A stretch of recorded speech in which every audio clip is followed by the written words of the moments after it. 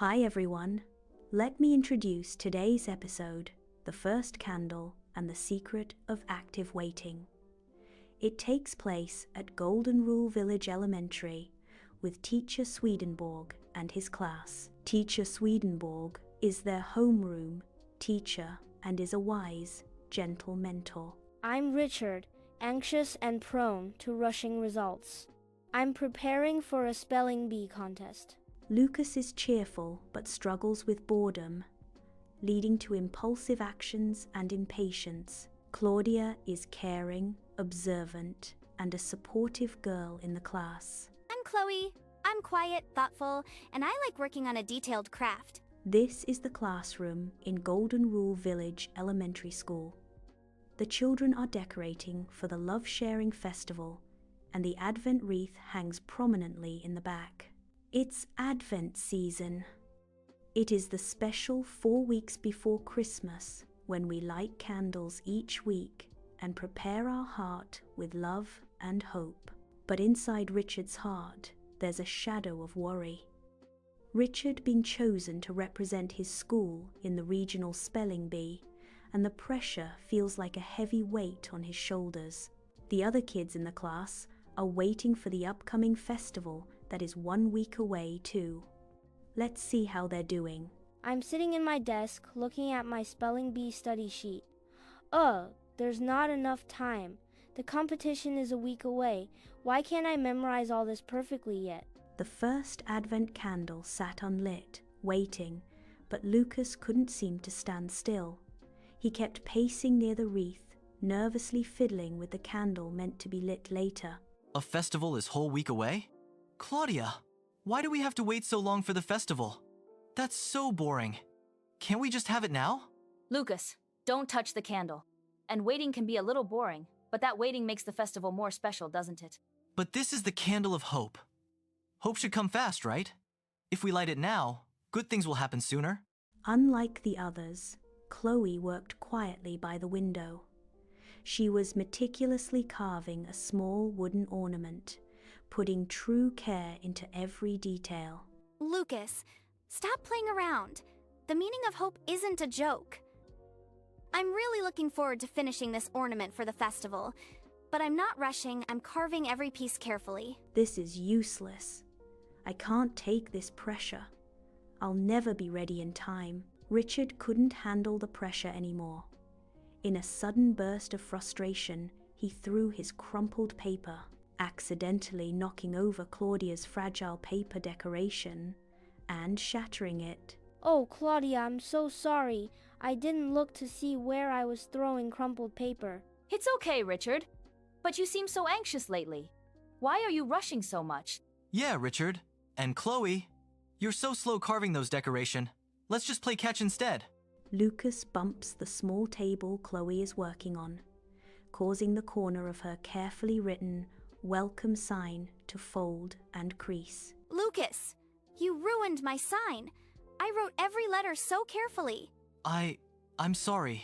I just didn't have anything to do. Richard looks very worried today. Lucas is bored and goes to talk to Richard, but he doesn't seem have any interest in Richard's worries at all. The boys decide to ask their teacher for advice. Richard and Lucas sit dejectedly in front of Teacher Swedenborg's desk. Teacher, I really want to win the competition, but I feel so anxious even after memorizing everything. So I try to rush and then I just make mistakes. Why can't I wait patiently? I'm the opposite. Waiting for the festival is so boring. It makes me want to mess around. It's so hard to just sit still and wait for good things to happen. Richard and Lucas, you are struggling because you are thinking about the meaning of waiting slightly differently than it truly is. You mean we're waiting wrong? Yes. Lucas, you think good things are supposed to happen if you just sit and wait. Richard, you think a good outcome is something you have to force to happen right now. Richard, take a look at the first candle on the wreath. The first Advent candle is the candle of hope. But hope isn't just wishing for something to happen fast. Just like the seed from the parables that quietly takes root in the ground, true hope grows in your heart as you prepare and practice useful, good actions. This is part of Divine Providence, the careful, orderly way. God works for our good, step by step. The golden rule is simple. Treat others the way you want to be treated. Now, let's think about your spelling competition, Richard.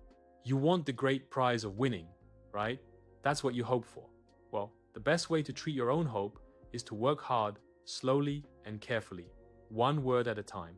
Don't rush or worry about the winning trophy yet. Right now, the most useful thing you can do is to be honest with your practice.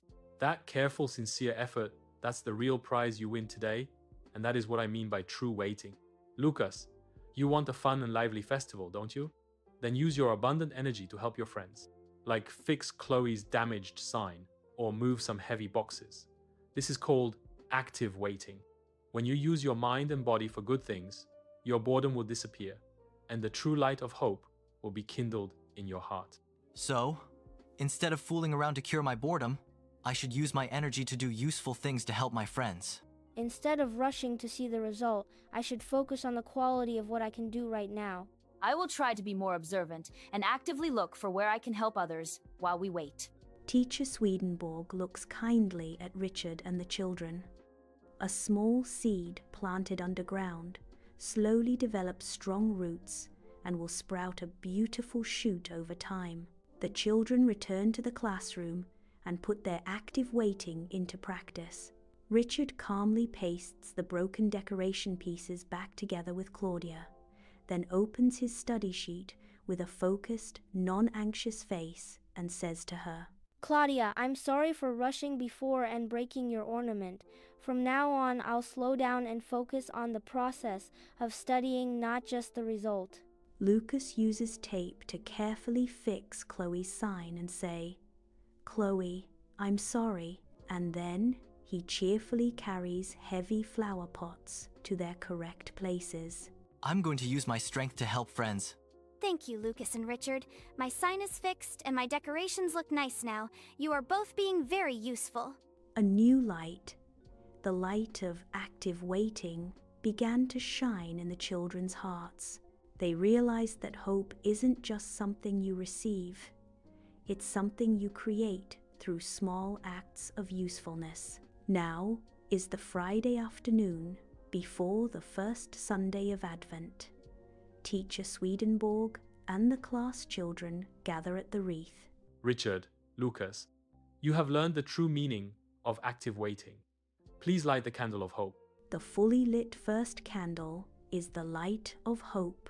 It teaches us that hope shines brightest when we help others and live this very day with sincerity and purpose. Richard and Lucas light the first purple Advent candle on the table together. The warm glow of the candle lights up the children's faces, all smiling brightly. The classroom is filled with a sense of peace and joy. Cheerful and joyful music comes from outside of classroom. Today's key lesson is that true hope is active waiting. Hope is not about passively wishing for good results, like winning the competition, but rather about focusing on being useful right now. It is actively preparing your heart and hands through useful actions, doing good for others, and focusing sincerely on the task at hand. When you put your energy into useful actions and honest preparation, you build a firm foundation for happiness, aligning your heart with Divine Providence. Understand, everyone? Enjoy your weekends with family, and see you next time.